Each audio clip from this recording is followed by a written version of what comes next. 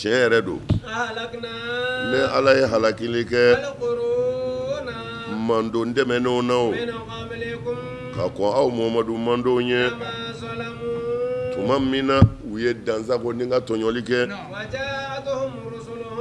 wa kiraw nalu u ma dɛ ni dalilu banginenw ye nka mɔgɔ ninnu ma kɛ k'u bi o bɛ fɔ arabukan na cogo di zalamahu o tumana a ye baara min kɛ al-fi'lu zulmun mais rajulu laysa bi kafirin yusalli mu'min walakin zalama ghayrahu o tumana a y'a ɲɔgɔnna tɔɲɔ o tumana zulumu bɛ na ye o tumana mais o zulumu tɛ kafiriya kɔni o tumana n'a fɔra lama zalamu dɔw bɛ ikhtisaru kan ko tuma min na u ye boli sɔn ka ban ala la la o bɛ se ka yaala nka zulumu yɛrɛ fanba ye tɔɲɔ de ye ka bɔ e la ka se maa ma parce que n y'a fɔ n ye Firawuna ta f'i ye o Firawuna ko ale ye ala ye ana rabbukumul aala ma alimtu lakum min ilahin ghayr kuma kɛlima fila in ni ɲɔgɔn cɛ san 40 de bɛ yen ala ma Firawuna halaki mais Firawuna ci bi k'a ma don min na nabilayi Musa fɛ ala ko a ma de ko taa ila Fira innahu ayiwa tɔgɔ innahu tɔgɔ a m'a fɔ ko ashraka a m'a fɔ ko zalama bali tɔgɔ Firawuna ye dansago a ye Bani Israilakaw tɔɲɔ a ye Bani Israilakaw tɔɲɔ o de ma bɛn ala ma ala ko Musa taa kuma fɛ la'allahu yatazakkar aw yakhsha taa kuma fɛ tuma na n'u halaki de tuma min na zalamu u ye tɔɲɔli kɛ wa ma bi u kan dɛ o ye dalilu ye ala bolo sisan k'a yɛrɛ jɛya k'a fɔ a ti maa tɔɲɔ wa qad ja'atuhum rusuluhum o don wa wa ja'atuhum rusuluhum bil bayyinati wa u ka kiraw kun nan'u ma ni dalilu banginenw ye nka u ma sɔn wa ma kanu li yu'minu nka a ma kɛ fiyewu u ka sɔn ka limaniya fo halaki nana wa a bɛ nin cogo kelen na jurumutɔ o jurumutɔ n'i kɛra tɔɲɔlikɛla ye ni ala bi bɛɛ sara tan de nin kɔfɛ nin de ka gɛlɛ a bɛɛ ye sa summa n ye mɔgɔ minnu halaki nin ye n y'a fɔ a ye u banna n y'u bɛɛ halaki tumana ala sɔrɔla ka kuma Muhamadu mandenw de fɛ sisan a ko summa o kɔfɛ sa n ye aw Muhamadu mandenw kɛ sa nɔnabila ye mɔgɔ halakilen ninnu nɔna dugumakolo kan o halakilen kɔfɛ tari ni ala nasigi k'aw filɛ sa cogo jumɛn do ta'maluna jabaru a bɛna mun kɛ o tumana baara filɛ nin ye ala y'a fɔ k'a ban a ko summa ja'alnakum khala'ifa fil ard n ye aw de kɛ sisan tiɲɛnikɛlaw minnu ye tiɲɛni kɛ ni y'u halaki n ye aw bila olu nɔ na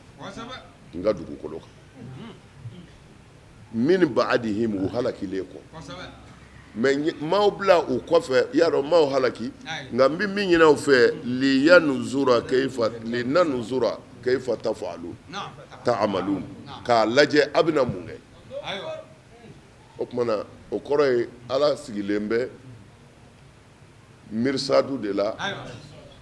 ka anw lajɛ an bɛ ka mun kɛ k'a sɔrɔ a y'a fɔ an ye a ye minnu halaki a y'u halaki jurumu ni kun min na a y'o fɔ mais o fɔlen kɔsa a ko n ye aw bila olu nɔ na pour que n ka aw lajɛ aw bɛna mun kɛ nin aya in ka girin koyi mana ko anw de ye khalifaw ye ala de y'an kɛ khalifa ye a ka dugukolo kan tiɲɛnikɛlaw nɔ na k'a lajɛ ko an yɛrɛ bɛna mun kɛ ni dɔwɛrɛ tɛ fɔ anw ye a ye ala dɔn ala dɔnni de ka bon ala de ye masa kabakoma ye a ye ala dɔn ɲɛɲini ala dɔn ɲɛ o yera ka ban o ala y'an da ale b'an fa a b'an ɲininka dɔnniya wɛrɛ foyi tɛ ala ko la nin kɔ an ka garisɛgɛ b'ale de bolo saya ni ɲɛnamaya hɛrɛ ni tɔɔrɔ a bɛɛ bɛ nin ala in de bolo a ma foyi ɲini an fɛ ko a y'a to n'o ye tiɲɛni ye a y'a kɛ n'o ye ɲumanya ye a banna kira garadu fi risala nin dama de don garadul ilahiya fi risala nin dama de don ala m'a ka kiraw ci foyi kama ala dɔnnen kɔfɛ a y'a kɛ ɲuman na a y'a to juguman na a banna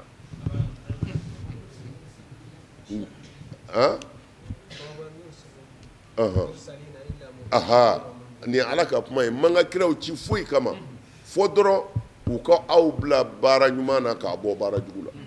ka cɛnikɛla bagabaga ka ɲumankɛla hakili sigi ka a tabisiru nin dama de don mais n'u ye arabu kan ba fɔw daminɛ n ye san 100 kɛ Makan n ye kitabu 100 kalan i bɛ se ka kalan ka tɛmɛ sitanɛ kan kafiri bɛ jahanama kɔnɔ e bɛ se ka kalan ka tɛmɛ Balakam bunu Bawura kan kafiri bɛ jahanama kɔnɔ kalan bɛ mun ye ni ala ɲɛsiranya t'a la kalan bɛ mun ye ni ala kira ka sira nɔfɛ tugu t'a la foyi manamanakanw do dɔrɔn u bɛ kunfinw hakili yɛlɛmɛ ka arabukan baw fɔ f'u bɛ ŋuna a sera ŋuna na fara walimuso la ŋuna jumɛn bɛ nin na wali hasidiya dabila ŋuna yɔrɔ jumɛn bɛ nin na a ye sinji tugu kɛ ladiri ye musow ni ɲɔgɔn cɛ ŋuna jumɛn b'o la e bɛ taa arabukan fɔ tile musow ni ɲɔgɔn cɛ n'i ye arabukan fɔ bamanan ye o la o b'a dun i ye min fɔ arabukan in to i kɔnɔ ye wulibali fɔ a ye kalan f'i ka kalan de ka kalan ka tɛmɛ nin kan jɛnɛya ye haramu ye kalan wɛrɛ b'o kɔfɛ la ilaha illallah u bɛ kunfinw hakili siɲɛ ta fo naloma dɔw daji bɛ jigin nin ye tiɲɛ ye suraka ka de fɔra e ye Abu Jahili kun ye suraka de ye o ma suraka kan kalan dɛ o kun ye suraka de ye Abu Jahili kun ye arabu de ye kafiri bɛ jahanama kɔnɔ e ma foyi kala wale k'a kɔ kuranɛ faamu man di dɛ o kuranɛ bɛɛ n ko minnu bɛ kuranɛ dɔn c'est à dire u bɛ mɔgɔw hakili sonyɛni nin de ye k'a fɔ nin bɛ kuranɛ na tan i bɛ nin kɛ tan i bɛ nin kɛ tan la o dɔnni bɛ minnu na olu y'o baara de kɛ k'o kɛ papiye la ka d'a ma foyi tɛ yen bilen ayiwa i y'a ye dɛ n bɛ fɛ k'a fɔ a y'a faamu ten dɛ minnu ye kalanw ban o siraw kan lɔga ni balaka ni nahaw ni sɔrifuw la olu de ye kuranɛ tafsiriw de fila bolo o tumana n'i ko f'i ka taa nin kalan minnu y'a kalan u y'a d'an ma kaban halas u y'a d'an ma kaban a kana to sitanɛ ninnu ka kunkolo tiɲɛ ala t'u fɛ u yɛrɛ tɛ ala fɛ wallahi law kana fil bumati khairun ma tarakaha sayyad nafa de t'a la wallahi o de la ala y'u to ta k'u bila su saraka bɔyɔrɔ taaliw la ni dɔ fa ma sa nasɔngɔ t'i sɔrɔ laana danga de don billahi ala k'an dɛmɛ amin naam wa ni ne ala ka kuranɛ kalanna u ye min walawalalen bɛ mɔgɔw b'a fɔ minnu dalen tɛ laharako la na dɛ ni kalanjogo wɛrɛ ye ghayri haza min tɛ nin kalanjogo ye walima yɛrɛ dɔ bila dɔ nɔ na Muhamadu a fɔ a tɛ daga ne Muhamadu ye n ka kuranɛ yɛlɛmɛ ne yɛrɛ ni ka dun kɔnɔ ne tugulen tɛ foyi kɔ fɔ fɛn min yoha n'o wahayu bi kɛ ka na ne Muhamadu ma ne yɛrɛ n bɛ siran ni ye n ka ala kota n bɛ siran don ɲɛ an ka taa ɲɛ azimin min ye donba ye o ko ni kuranɛ aya kalanna kafiri ninnu ye qala lezina la yarjuna liqa'ana minnu dalen tɛ saga kunun na u b'a fɔ de i'ti bi qur'anin ghayri haza Muhamadu a kalan cogo wɛrɛ la min tɛ nin ye parce que anw ma baw dɔgɔyalen don a kɔnɔ an ka boliw dɔgɔyalen don a kɔnɔ mana an tɛ se ka jɛni nin n'i ko an kɔni ka tugu i la